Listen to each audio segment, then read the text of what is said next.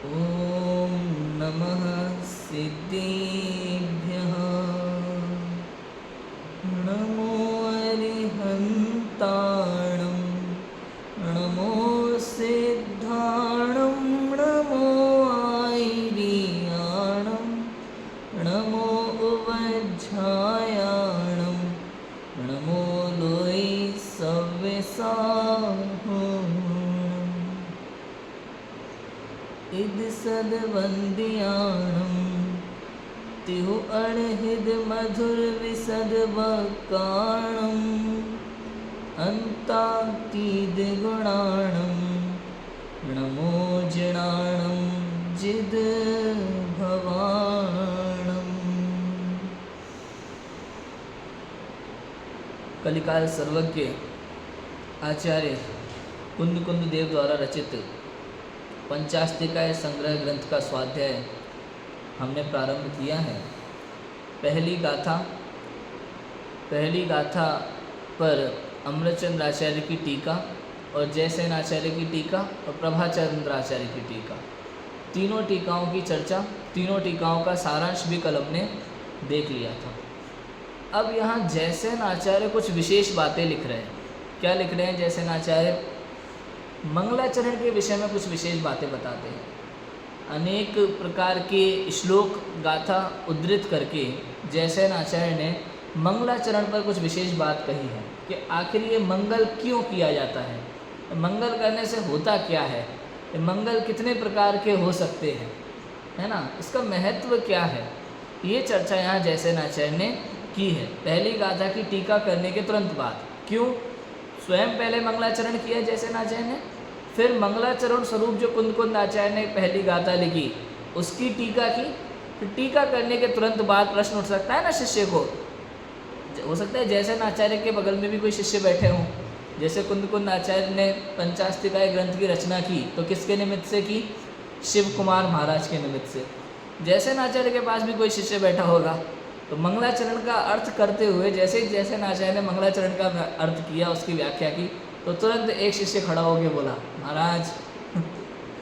महाराज ये बताओ ये मंगलाचरण किया क्यों जाता है, ये चक्कर क्या है, मंगलाचरण नहीं करे तो समस्या क्या होगी, ये बताओ हमें। तो उसके विषय में फिर जयसेन आचार्य थोड़ा बोलना शुरू कर रहे हैं, थोड़ा लिखना शुरू करते हैं। पेज नंबर 24 पर मंगल पर विशेष, यहाँ सारांश स्वरूप में हम इस बात को देखेंगे। पीछे बहुत सारा लिखा हुआ है, गाथा लिखी है, उद्धृत किया हुआ है, उसका सारांश हम देख लेते तो पूरा मैटर समझ में आ जाएगा। पेज नंबर 24, मंगल पर विशेष। मंगल पर क्या कहते हैं देखो, वहाँ मंगल दो प्रकार के कहे गए हैं। कौन से? एक मुख्य मंगल और एक अमुख्य मंगल। मंगल कितने प्रकार के बताएं यहाँ पे? दो प्रकार के, एक मुख्य मंगल होता है और एक अमुख्य मंगल होता है। तो ये मुख्य मंगल अमुख्य मंगल क्या है सुनो। मुख्य मंगल क्या होता है कि विघ्नों के अभाव के लिए शास्त्र के आदि, मध्य तथा अंत में जिनेंद्र भगवान के गुणों का स्मरण करना मुख्य मंगल है। मुख्य मंगल क्या है? ग्रंथ के आदि में, मध्य में या अंत में विघ्नों के अभाव के लिए जिनेंद्र भगवान के गुणों का स्मरण करना, उसको क्या कहते हैं? मंगल कहते हैं।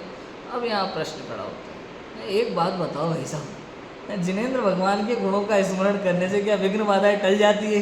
क्या ऐसा होता है वास्तव में? ऐसा तो नहीं होता है। हमने भाई सबसे बढ़िया उदाहरण बताएं, पंडित टोडरमल जी, जिसका मोक्ष मार्ग प्रकाशक का स्वाध्याय अपन ने पूरा किया यहाँ बैठ के। पंडित टोडरमल जी ने 8वें अधिकार को छोड़ करके हर अध्याय में मंगलाचरण लिखा कि नहीं लिखा? शुरू में मंगलाचरण तो किया ही किया, बाकी हर अध्याय में मंगलाचरण लिखा उन्होंने, 2 लाइन का दोहा, 8वें अधिकार को छोड़ करके। तो 7वें अधिकार का ही भाग है ना 8वां, तो वही मंगलाचरण चलाया उसमें। लेकिन उनका ग्रंथ तो अपूर्ण रह गया। बताओ, बड़ी समस्या है। अभी इसमें आएगा ग्रंथ की प्राप्ति के लिए भी, ग्रंथ की निर्विघ्न समाप्ति के लिए। निर्विघ्न समाप्ति तो नहीं हुई, बाधा तो आ ही गई। तो इसमें क्या करोगे बताओ आप? अब इसके लिए क्या कह सकते हैं हम? तो कहने का अर्थ ये है, मंगलाचरण करने से विघ्नों की समाप्ति होगी ये जरूरी नहीं है। बाधाओं की समाप्ति होगी ये जरूरी नहीं। तो ये तो भावना भाते, क्या करते हैं, भावना भाते हैं, परिणामों का फल है ना। और भावना भाते हैं का मतलब ये नहीं बुद्धिपूर्वक उस तरह की भावना भाते हैं कि मैं मंगलाचरण कर रहा हूँ तो मेरी विघ्नों की समाप्ति हो, ऐसी कोई भावना नहीं होती है। ये जो कथन होते हैं ना, ये सारे व्यवहारिक कथन होते हैं। यहाँ जो लिखा है कि विघ्नों के अभाव के लिए शास्त्र के आदि मध्य तथा अंत में जिनेंद्र भगवान के गुणों का स्मरण करना मुख्य मंगल है, तो यहाँ लिखा तो यही है कि विघ्नों के अभाव के लिए मंगलाचरण करना, लेकिन विघ्नों के अभाव के लिए मंगलाचरण कभी किया ही नहीं जाता। सही बताया, बोलो समझ में आया। कोई भी ज्ञानी जीव, कोई भी आचार्य मुनिराज ये भाव नहीं रखते कि मैं मंगलाचरण कर रहा हूँ, हे प्रभु मैं आपको वंदन कर रहा हूँ, अब मेरे विघ्नों की जिम्मेदारी आपकी। बताओ ऐसी भावना होती है क्या किसी आचार्य की, किसी विद्वान की? कभी नहीं। तो कि मंगल का परिणाम है, ये तो हमने अर्थ निकाला, ये तो हमने उसकी व्याख्या की है केवल, और कुछ नहीं। ये तो मंगल का भाव है, परिणाम है कि जीव के परिणाम सहज रूप से ऐसे होते हैं कि मेरा ग्रंथ निर्विघ्न समाप्त हो, निर्विघ्न समाप्त हो। और सच कहें, जंगल में जो मुनिराज शास्त्र लिखते हैं ना, उनको पता होता है कि समाप्त होगा नहीं होगा, जैसा भी होगा वैसा उनको स्वीकार होता है। उनको पता होता है कि जरूरी नहीं है ग्रंथ समाप्त होगा। कितने ही ग्रंथ अपूर्ण रह जाते हैं, जरूरी थोड़ी ना है समाप्त होंगे। कितनी ही टीका ऐसी होती है जो अपूर्ण रह जाती है, उसकी दोबारा दूसरे आचार्य पूरा करते हैं। बताओ, जिनसेन आचार्य आदि पुराण जो लिख रहे थे ना, उसमें पूरे 24 तीर्थंकर का व्याख्यान आना था, लेकिन वो जितना लिख पाए उसका नाम आदि पुराण है। उसके आगे का किसने लिखा? उन्हीं के शिष्य गुणभद्र स्वामी ने, जिसका नाम क्या रखा गया? उत्तर पुराण। समझ में? तो ऐसा जरूरी नहीं है कि ग्रंथ समाप्त हो गए। मंगलाचरण तो सब करते हैं, लेकिन मंगलाचरण से ग्रंथ समाप्त होगा ऐसा नहीं। तो क्या कि मंगल है, शुभ माना जाएगा, बस इतना। समझ में आया कि नहीं आया? अच्छा है, शुभ है, करना चाहिए, करने जैसी चीज़ है। समझ में आया? करना चाहिए, मंगलाचरण करो, शुभ है, अच्छी बात है ना। इसलिए, और ये कोई बुद्धिपूर्वक वैसे मतलब वैसा उपयोग लगा करके नहीं अब मंगलाचरण करके ही काम होगा, ऐसा नहीं है। ये तो सहज रूप से ज्ञानियों को, आचार्य भगवंतों को ऐसा भाव आता है कुछ भी लिखते समय अपने गुरु को नमस्कार करना, जिनेंद्र भगवान को नमस्कार करना और अपने गुरु को नमस्कार करना, ऐसा भाव आता ही है, ये सहज आता है। मैं आज हम जो भी सीखते हैं, आज कई बार प्रवचन में मुझे धर्मेंद्र जी वैसा की याद आ जाती है कि नहीं आ जाती, उनका नाम याद आ जाता है कि नहीं आया? क्यों? क्योंकि मेरे गुरु हैं। मैं कोई सोच के थोड़ी आता हूँ कि आज प्रवचन में धर्मेंद्र जी वैसा का नाम लेना है, कुछ नहीं, लेकिन आता है।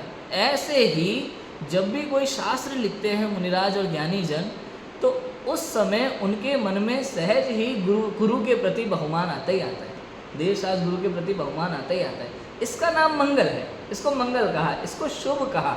अब क्यों करते हैं? तो पहला तो यही आता है कि निर्विघ्न शास्त्र समाप्ति के लिए। तो वहाँ ऐसा ही समझना कि निर्विघ्न शास्त्र समाप्ति हो ये जरूरी नहीं है। ये के लिए जो कहा गया है ये भी एक व्यवहारिक कथन मात्र है, व्यवहारिक कथन मात्र है, बस, और कुछ नहीं। तो निर्विघ्न शास्त्र समाप्ति के लिए तो वास्तव में मंगलाचरण होता ही नहीं है। तो किसके लिए होता है? केवल सहज भाव से अपने गुरु को नमन करने के लिए, अपने गुरु के प्रति कृतज्ञता ज्ञापित करने के लिए, ऐसा समझना चाहिए। समझ में आ रहा है? बहुत क्लियर है। अच्छा, अपन लोग जो मंगलाचरण करते हैं वो क्यों करते हैं बताओ? अपन भी तो शास्त्र पढ़ने से पहले स्वाध्याय सभा में मंगलाचरण बोलते ना, क्यों बोलते होंगे?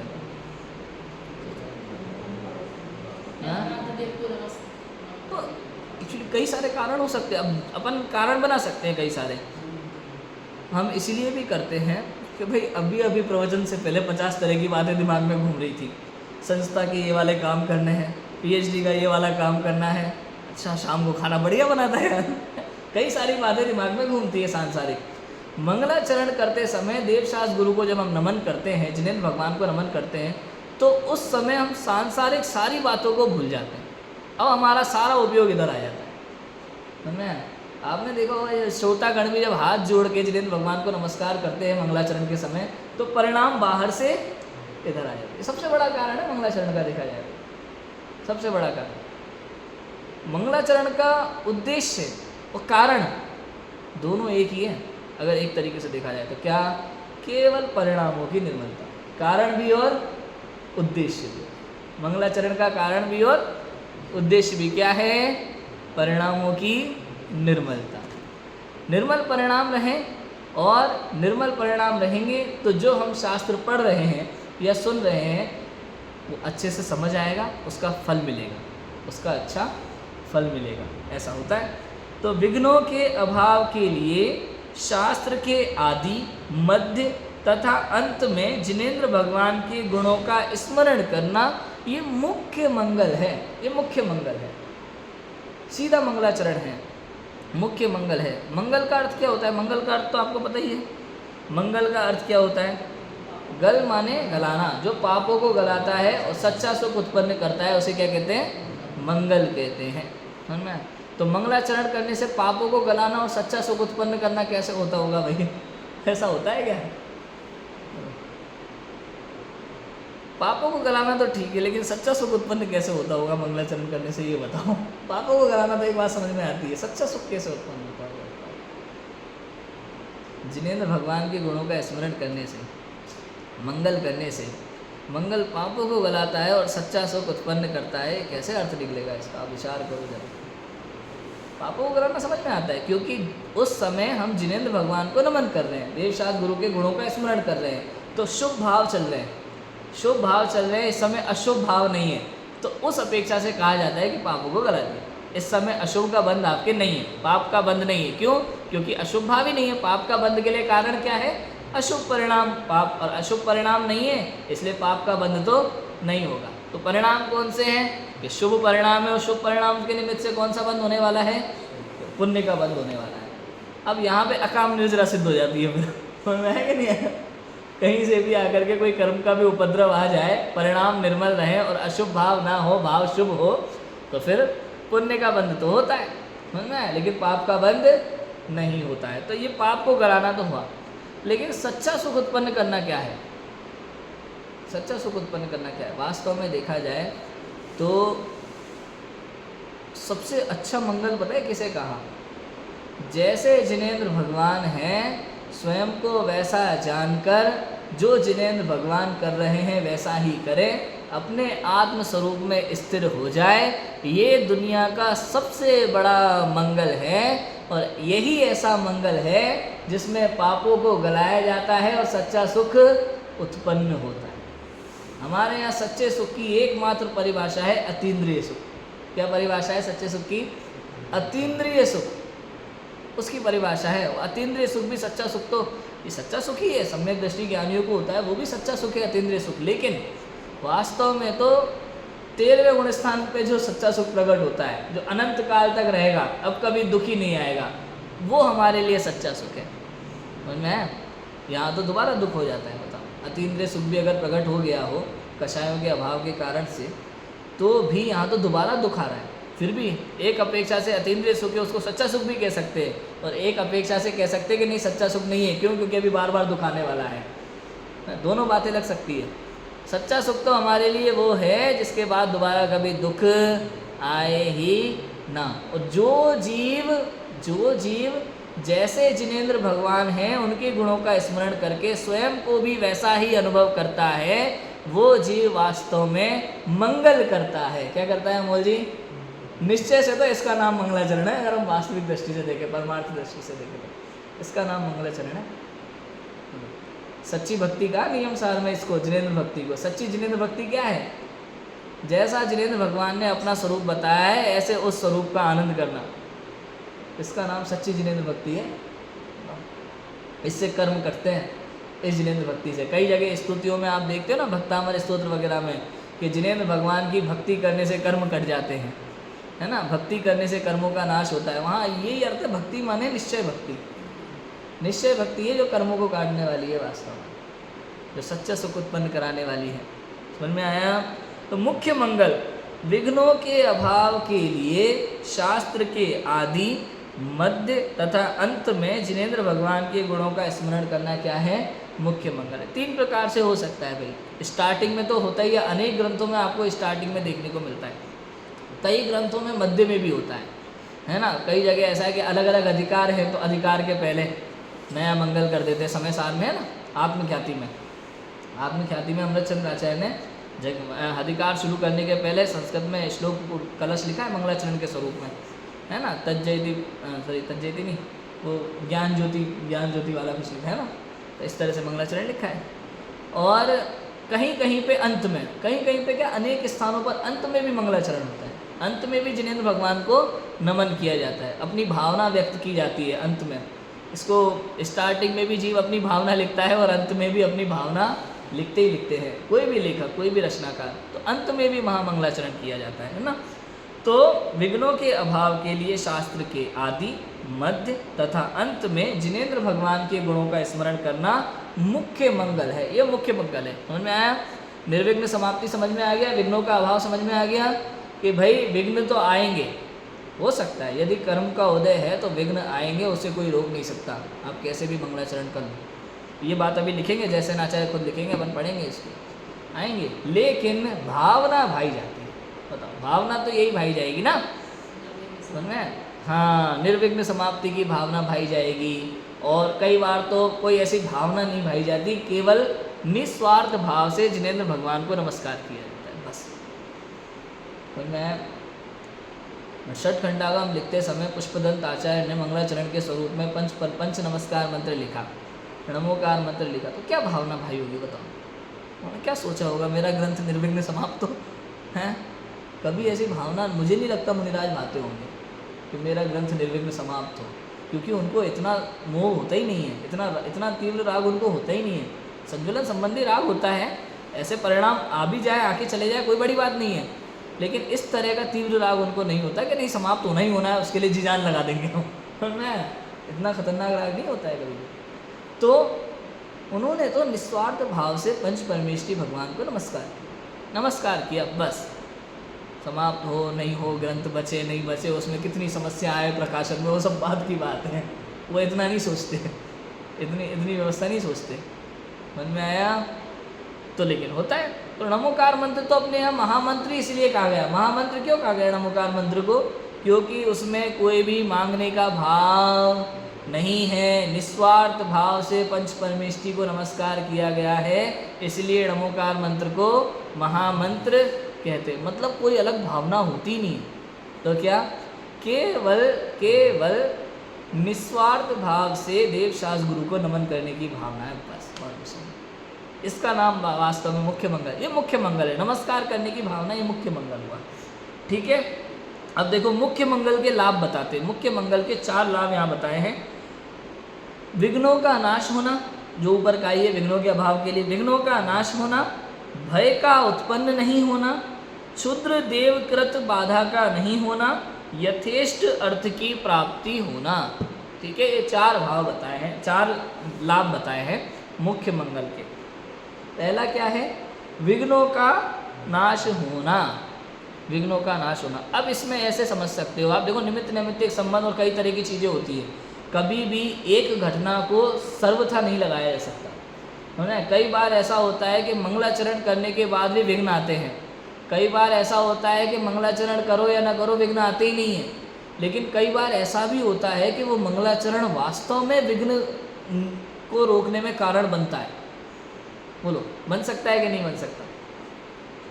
निमित्त रूप से वास्तव में मंगलाचरण विघ्न उत्पन्न होने, विघ्न को रोकने में कारण बन सकता है, इसलिए कभी भी एक घटना हम सर्वथा नहीं लगा सकते।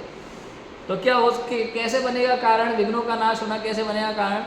मान लो किसी आचार्य ने शास्त्र को लिखते समय बिल्कुल निस्वार्थ भाव से जिनेंद्र भगवान को नमस्कार किया, उस समय जिस प्रकार के कर्म परमाणुओं का बंधन हुआ है, जिस प्रकार का बंध हुआ है, हो सकता है किसी पूर्व के ऐसे पाप को जो उपसर्ग आने वाला हो, उसको रोकने में पाप के परमाणु संक्रमित होकर के पुण्य के परमाणु में कन्वर्ट हो जाते हैं। तो कहीं ना कहीं जब ऐसी घटना घट जाए किसी कारण से, तो वहाँ ये किसी अपेक्षा से कारण बन जाता है। समझ में आया अमूल जी ये बात? भाई साहब ये बात समझ में आई? ऐसा हो सकता है। कर्म सिद्धांत में बहुत कुछ है भाई साहब, कर्म सिद्धांत में बहुत कुछ है, अभी आएगा संक्रमण उत्कर्षण अपकर्षण वाली बातें इसमें आ जाती है। तो ऐसा पॉसिबल है, ये हो सकता है। अभी मंगलाचरण मुनिराज ने किया, उनकी कोई ऐसी भावना नहीं है कि मैं जो मंगलाचरण कर रहा हूँ उससे कार्य बने, ऐसा कुछ भावना नहीं है, लेकिन सहज ऐसे कर्म परमाणुओं का बंध होता है शुभ भाव पूर्वक कि निश्चित रूप से वो पूर्व का जो उदय में आने वाला पाप है वो उस जाति का हो। उसमें सब कंडीशंस होती है, वो कर्म सिद्धांत जानता है, हम नहीं जानते वो कंडीशंस क्या होती है, लेकिन वो कंडीशंस अगर बराबर बैठती है तो वो कारण बन जाता है। समझ में आया कि नहीं आया? उसको एक्सप्लेन करना इजी नहीं है, वो कंडीशन क्या बैठेगी वो सर्वज्ञ, वो केवल ज्ञान का विषय है।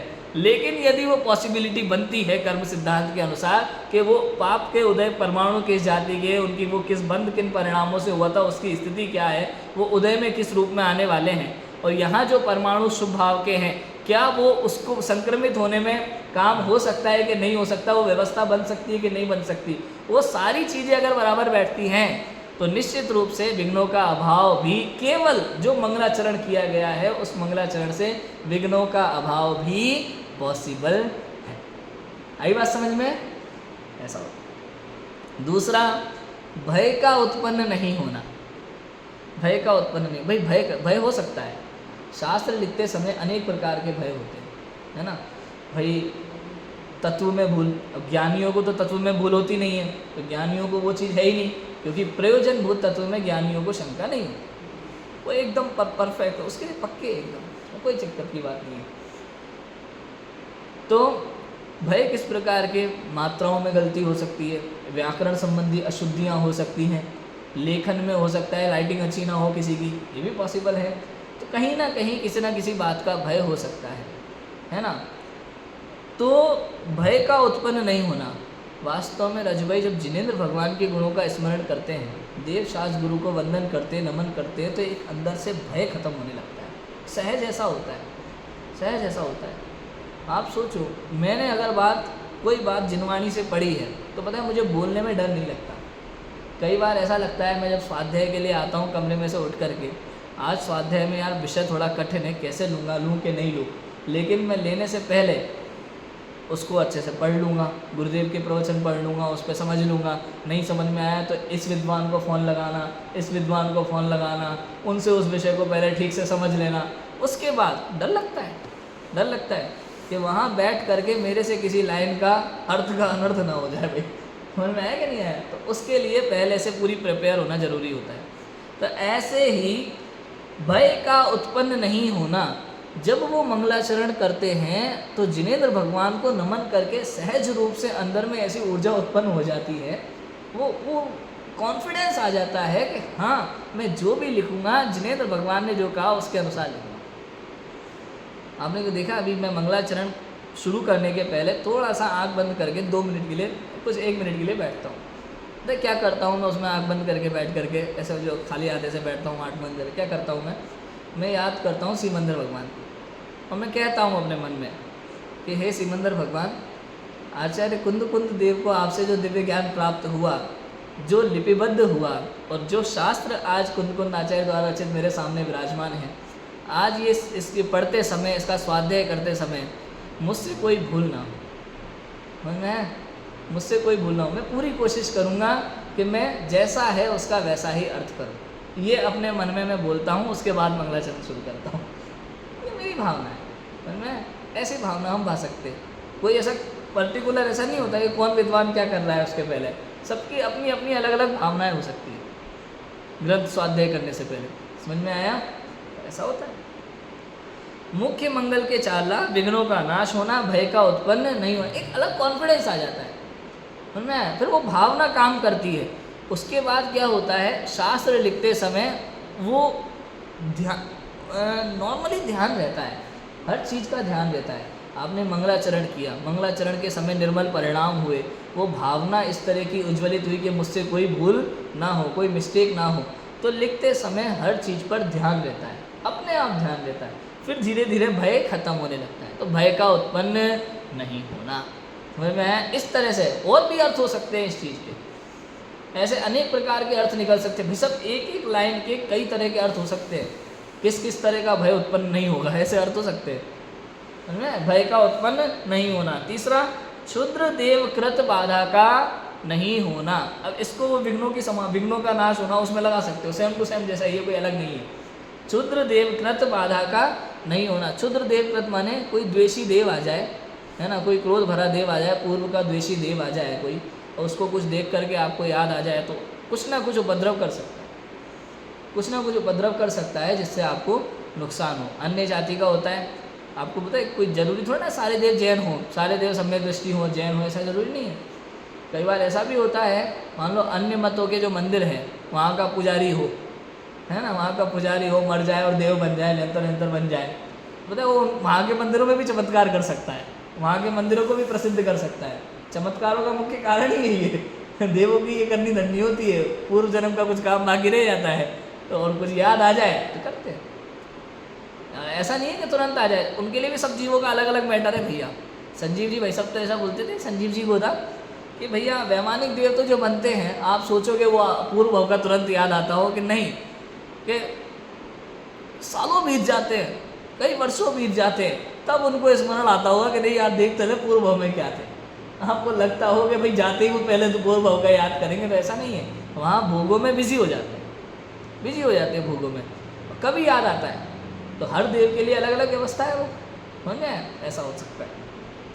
क्षुद्र देव कृत बाधा का नहीं होना, मंगलाचरण करने से ऐसा भी हो सकता है। अब विघ्नों के अभाव के लिए जो पॉइंट अपन ने लगाए थे वो यहाँ लगा सकते हैं कि हो सकता है कि भाई मंगलाचरण करने पर भी क्षुद्र देवकृत बाधा हो, कोई बड़ी बात नहीं है, ऐसा भी पॉसिबल है। और हो सकता है कि मंगलाचरण नहीं करने पर भी क्षुद्र देवकृत बाधा ना हो, उसमें भी कोई दिक्कत नहीं है।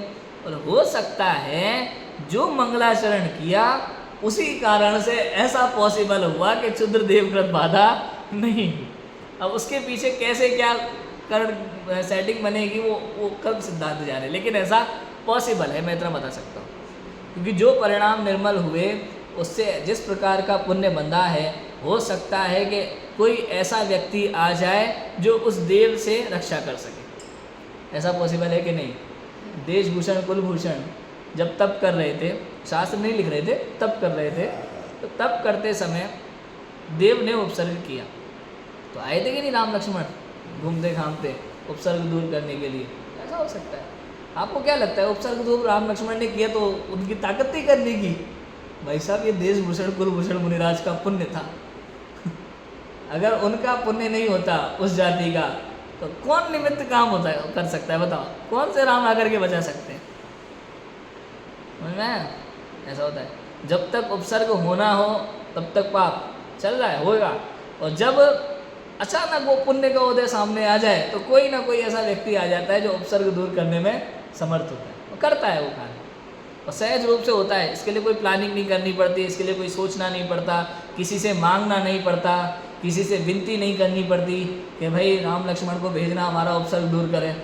अन्य मत में तो ऐसा है कि जो ऋषि मुनियों पे ये राक्षस जाति के लोग उपसर्ग करते थे, तो आए थे वो, क्या नाम था ऋषि का? हाँ, वही ऋषि जो स्वयंवर में ले गए थे, क्या नाम था? वशिष्ठ नहीं, हाँ नहीं, वशिष्ठ के यहाँ तो पढ़ने गए थे, विश्वामित्र। वो विश्वामित्र ऋषि जो है वो उनको लेकर के आए महल से राम लक्ष्मण को कि भैया साधु संतों को थोड़ी परेशानी हो रही है यज्ञ वज्ञ करने में, तो ये काम आएंगे हमारे। तो ऐसे लेके गए थे, स्वयंवर तक लेके गए थे पूरा विश्वामित्र। तो उनके यहाँ तो ये व्यवस्था है, अपने यहाँ ऐसा नहीं है, अपने यहाँ मांगना नहीं पड़ता, अपने यहाँ विनती नहीं करनी पड़ती, कहना नहीं पड़ता।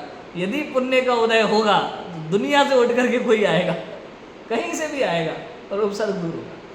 समझ में? तो ये क्या हुआ? निर्विघ्न समाप्ति के लिए क्षुद्र देवकृत बाधा का नहीं होना, ये सहज पुण्य से ऐसा होता है।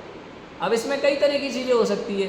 हो सकता है पुण्य का पूर्व पुण्य का हो, चलो मानो हो सकता है पिछले किसी भाव में उन्हीं ने मुनिराज अवस्था में मंगलाचरण करके कोई शास्त्र लिखा हो, है ना, इस भाव में भी मंगलाचरण करके शास्त्र लिख रहे हो। लेकिन हो सकता है कि पूर्व के मंगलाचरण का पुण्य अभी आया और क्षुद्र देवकृत बाधा दूर हो गई। ऐसा हो सकता है कि नहीं हो सकता? बताओ। में पॉसिबिलिटी है, ऐसा भी हो सकता है। और ऐसा भी हो सकता है कि अभी जो मंगलाचरण किया वो भी कहीं ना कहीं से कारण बन सकता है, समझ में, बाधा दूर होने में।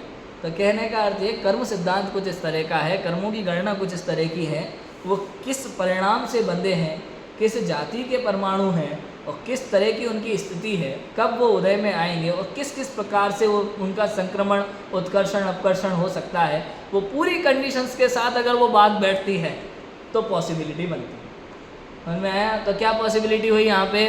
विघ्नों के नाश और क्षुद्र देवप्रद बाधा नहीं होना, दोनों में क्या पॉसिबिलिटी बनती है कि भैया ऐसा भी हो सकता है कि मंगलाचरण किया हो और बाधा खत्म ना हो। समझ में आया? ऐसा भी हो सकता है मंगलाचरण नहीं करे तो भी बाधा ही नहीं हो, और ऐसा भी हो सकता है कि ये मंगलाचरण उस बाधा को दूर करने में निमित्त बने, और ऐसा भी हो सकता है कि पूर्व का कोई पुण्य उस बाधा को दूर करने में निमित्त बने, ऐसा भी हो सकता है। इस तरह की कंडीशंस बनती है। समझ में आ गया? क्षुद्र देवप्रद बाधा का नहीं होना, ये सब चीज़ें समझते समय मालूम है क्या सावधानी रखना जरूरी है। हम क्यों इसको इस तरह से पढ़ रहा हूँ मैं, क्यों हम इसको इस तरह से एक एक लाइन को समझ रहे हैं? क्योंकि हम क्या करते हैं, शास्त्रों को पढ़ के वैसा का वैसा पढ़ लेते हैं और भाव नहीं समझते। कई चीज़ें व्यवहारिक शैली में लिखी होती है। जैसे आचार्य ने लोक व्यवहार की शैली को भी अपनी टीका में अनेक स्थानों पर अपनाया है, जैसे आचार्य ने अपनाया है। अमृतचंद्र आचार्य ने तो मूल अध्यात्म पर ही जोर दिया, लेकिन जैसे आचार्य ने अनेक स्थानों पर व्यवहार शैली को अपनाया, सांसारिक उदाहरण दिए, लोक व्यवहार के उदाहरण दिए अनेक स्थानों पर टीकाओं में। समझ में? तो जैसे आचार्य यहाँ जिस तरह से लिख रहे हैं, अगर आपने उसको वैसा ही समझ लिया तो भी गड़बड़, ग्रहित मिथ्यात्व तक पहुँच सकते हो आप यहाँ से, अगर इस अर्थ को सही नहीं समझे तो। नई बात समझ में? अगर इस अर्थ को सही तरीके से ग्रहण नहीं करा तो कहाँ तक पहुँच सकते हैं अपन? ग्रहित मिथ्यात्व तक पहुँच सकते हैं कि नहीं, मंगलाचरण करने से, भगवान को नमस्कार करने से सारे विघ्न दूर होते ही होते हैं। लो अब क्या करोगे? क्यों? प्रमाण लाओ कि ये देखो ये लिखा, आचार्य ने लिखा। अब क्या करोगे? झुटलाओगे इस बात को कि नहीं, इसका भाव समझो, अपेक्षा समझो, अर्थ समझो। प्रमाण तो ठीक है, हमें दिख रहा है प्रमाण है लेकिन आचार्य की भाषा है, समझो उसको। कहा तो ऐसे ही जाएगा, लेकिन समझना ठीक तरीके से। इसलिए अन्य ग्रंथों का भी स्वाध्याय जरूरी है। इसलिए जैन दर्शन में पढ़ने से ज़्यादा सुनने को महत्व दिया है, पढ़ने से ज़्यादा सुनने को महत्व दिया। शास्त्र पढ़ते समय व्यक्ति अपने हिसाब से कुछ का कुछ लगा लेता है, इसलिए विद्वानों से सुनो, जिनको 4 अनियों का अभ्यास है उनसे सुनो, तब जाकर के बातें क्लियर होती है। अपेक्षा लगेगी कि भाई यहाँ पे अगर इस बात को इस तरीके से कहा है तो करना नियोग ऐसा भी कहता है भाई साहब, और सुनो चढ़ना नियोग ऐसा भी कहता है। जहाँ जहाँ समझने योग्य है, जहाँ वो लगाना, समझ में आया कि नहीं? जहाँ जहाँ जय जय योग्य छे वहाँ समझबू ते त्या त्या ते ते आश्रय आत्मार्थी जन्मे, गुरुदेव के प्रवचन में आता है। ठीक है? क्षुद्र देवप्रद बाधा का नहीं होना, यथेष्ट अर्थ की प्राप्ति होना। यथेष्ट, यथा इष्ट, जैसा चाहिए वैसा इष्ट अर्थ माने उस प्रयोजन की प्राप्ति होना, ये भी मंगलाचरण का लाभ है, मुख्य मंगल का लाभ है। तो यथेष्ट क्या है भाई? मंगलाचरण करते समय मुनिराज के लिए इष्ट क्या है उस समय? इष्ट तो यही है भाई कि शास्त्र निर्विघ्न समाप्त हो और साधर्मी जनों को प्राप्त हो और सभी लोग इससे अपना आत्म कल्याण करें। मुख्य इष्ट तो मंगलाचरण का यही होता है। समझ में आया? अब इसमें भी ये भी जो अर्थ है ना, ये गहन अर्थ है। मतलब ये समझ सकते हैं कि हो सकता है इस समय परिणाम में ना हो, लेकिन उसका भाव यही है। समझ में आया कि नहीं आया? ऐसा अर्थ निकलता है। हो सकता है मुनिराज ने नहीं सोचा हो, लेकिन उसका भाव तो यही निकलेगा। ऐसा भी हो सकता है कभी नहीं सोचा हो सकता है मुनिराज ने सोचा ही ना हो कि ये पूरा करना ही है, मुझे लिखना ही है। क्योंकि दिगंबर मुनिराज जो होते हैं वो स्वतंत्र होते हैं, स्वाधीन होते हैं। ऐसा नहीं है कि उस श्रावकों के घर जाके ताड़पत्र मांगेंगे। कई बार ऐसा होता है ना, जैसे मान लो मैं कुछ लिख रहा हूँ, राजू भाई मेरे पास कोई चीज़ नहीं है, प्रिंट आउट खत्म हो गया या पेज खत्म हो गए, यार राजू भाई यार पेज दे दो यार, और अभी आगे लिखना बहुत बाकी है। तो ऐसा मुनिराज करते होंगे क्या बताओ? श्रावकों ने जितने ताड़पत्र दे दिए, मान लो उसको जितना लिखा गया तो लिखा गया, उनको आगे का विकल्प, अच्छा दिन रात विकल्प चलता होगा यार कब कौन श्रावक लाएगा ताड़पत्र और कब मैं आगे ग्रंथ पूरा करूँगा, ऐसा विकल्प होता होगा क्या? आ गए तो ठीक, नहीं आए तो, लेकिन भावना तो अच्छा, अंदर की जो भावना है, अंदर की भावना तो अच्छी होती है। ऐसा मैं अंदर की भावना के मैं क्या शब्द प्रयोग करूँ वो शब्द समझ में नहीं आ रहा, लेकिन वो अंदर का भाव वैसा ही है, बस ये समझना, समझ में ऐसा होता है। तो यथेष्ट अर्थ की प्राप्ति होना। अब यथेष्ट अर्थ की प्राप्ति हो न हो वो कर्माधीन है। जब होना होगा तो होगा, नहीं होना होगा तो नहीं होगा। मुनिराज तो अपने आत्म तत्व में मस्त है, समझ में, तृप्त है। मस्त शब्द नहीं, तृप्त शब्द लगाते हैं मुनिराजों के लिए। मुनिराज तो अपने आत्म स्वभाव के आनंद में तृप्त है, आनंद ले रहे हैं, कोई दिक्कत नहीं। उन्हें किसी और चीज़ की इच्छा है, इसका नाम तृप्त है। इसका नाम इसलिए तृप्त शब्द लिया मुनिराजों के आत्म स्वभाव के, आत्मा के आनंद के लिए। तृप्त है, उससे तृप्त है। हम उनको कुछ और शास्त्र लिखने की भी ज़्यादा कोई इच्छा खास नहीं। क्यों? क्योंकि वो आत्मा के आनंद में तृप्त हैं। ऐसे होता है दिगंबर मुनिराज। समझ में? हमें होती है सारी चीज़ें, तो ये काम होना चाहिए, वो काम होना चाहिए, ऐसा करना चाहिए, वैसा करना चाहिए, ऐसा हो जाना चाहिए, वैसा, ये सब सांसारिक चौचले हैं। और मुनिराज इन सब चीज़ों से बहुत दूर होते हैं। सहज भाव आता है, व्यवस्था होती है तो लिख दिया, नहीं है तो अपने आत्म आनंद में तृप्त हैं। तृप्त मतलब अब कुछ और इच्छा नहीं है, आत्म आनंद में तृप्त है, यही चाहिए और कुछ चाहिए ही नहीं, इसका नाम तृप्त है। इसलिए मुनिराजों के लिए तृप्त शब्द है, आत्मानंद में तृप्त। समझ में आया?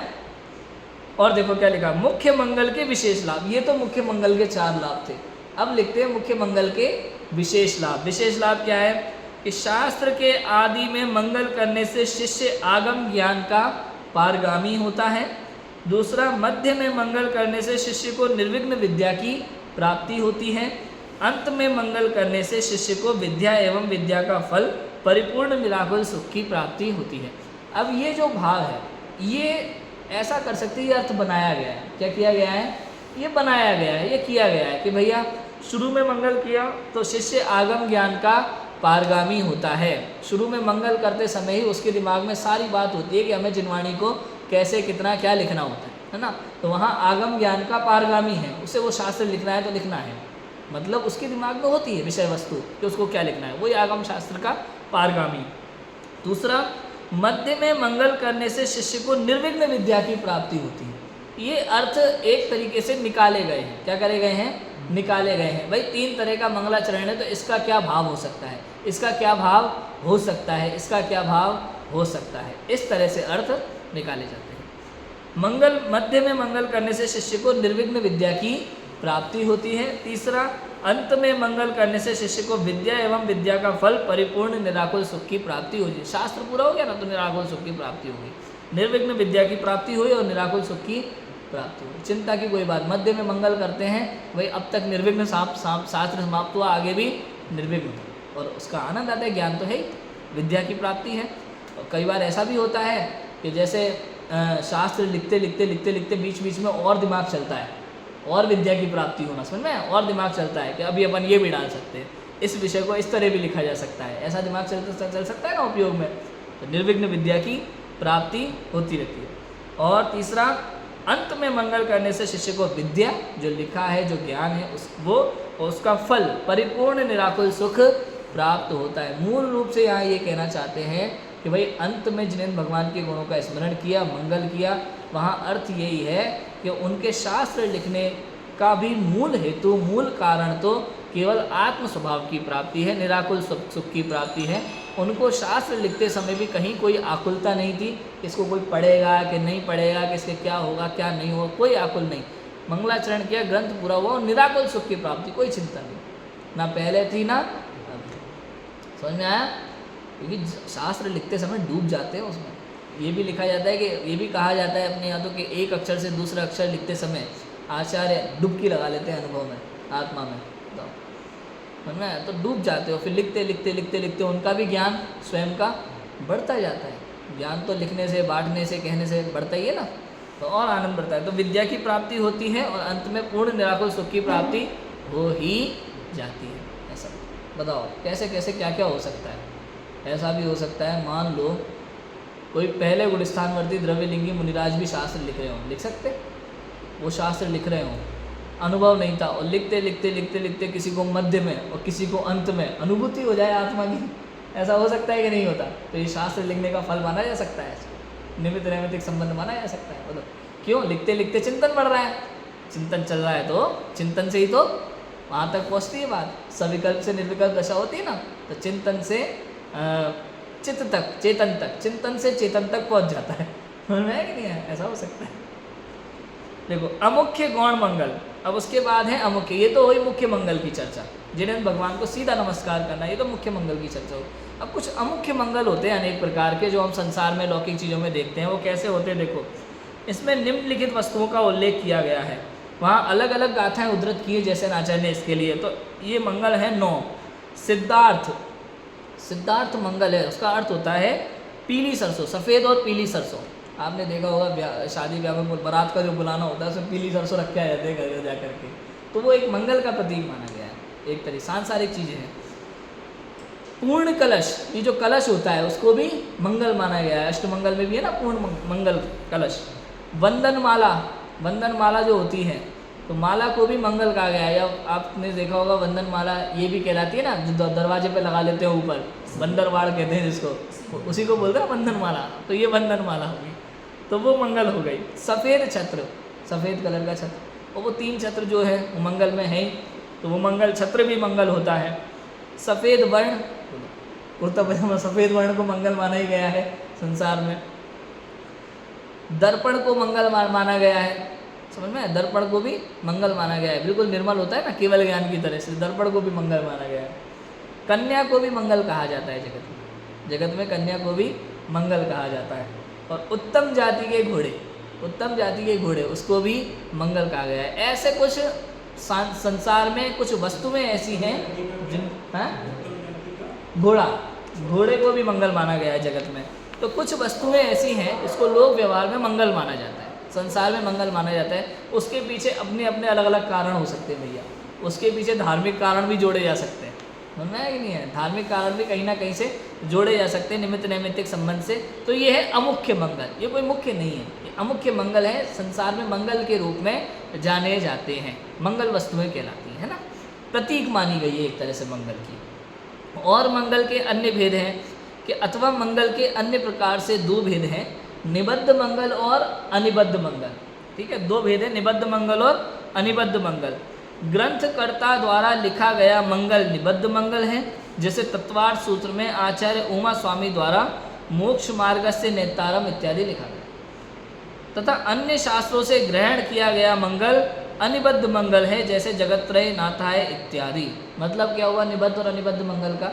स्वयं ग्रंथकर्ता शास्त्र लिखने से पूर्व आदि मध्य अंत में यदि मंगल करते हैं तो वो तो निबद्ध मंगल है। ग्रंथकर्ता द्वारा लिखा गया मंगल, मंगलाचरण, वो निबद्ध मंगल है। और अनिबद्ध मंगल क्या है?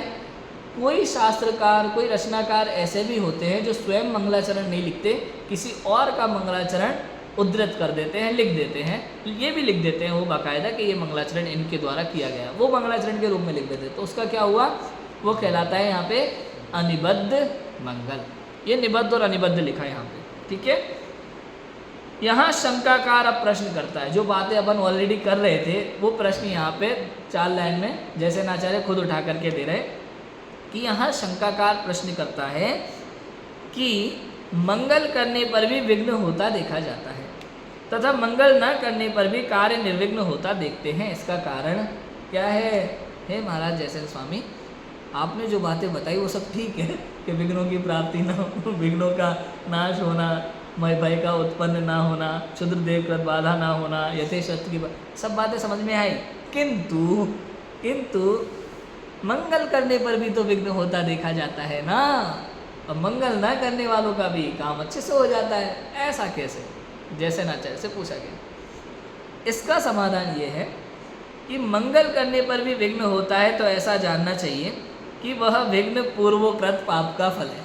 कुल मिला के बात ये समझ में आया कि नहीं है? तो आप ऐसा मत समझ लेना कि ये सर्वथा लागू हो जाएगा नियम, सर्वथा नहीं है। ये तो भावनात्मक विवरण है। कैसा विवरण है? ये पूरा भावनात्मक विवरण है, सर्वथा लागू नहीं होगा। सिद्धांत नहीं है कोई ऐसा कि नहीं ऐसा ही होना होगा, ऐसा ही होगा, ऐसा सिद्धांत नहीं है। समझ में? सिद्धांत समझते हो? सिद्धांत क्या होता है? कि जो है सो है, ये सिद्धांत होता है। मिथ्या दृष्टि को ही सम्यक दर्शन होगा। किसी भी जीव को सबसे पहले यदि सम्यक दर्शन होगा तो प्रथमोपशम सम्यक दर्शन होगा। बताओ ये क्या है? ये सिद्धांत है, इसमें कोई चेंज नहीं है भैया। अच्छा चक्रवर्ती के लिए, दुनिया का कोई तीर्थंकर के लिए कोई आ जाए, पर मैं सिद्धांत तो यही है। अनादि मिथ्या दृष्टि को जो सम्यक दर्शन होता है तो कौन सा होता है? प्रथमोपशम सम्यक दर्शन। समझ में आया? ऐसा होता है। फिर वो सादी मिथ्या दृष्टि का कम समय हो तो क्षयोपशम भी होता है, वो अलग अलग चीज़ें, बहुत सारी चीज़ें कर्म सिद्धांत में।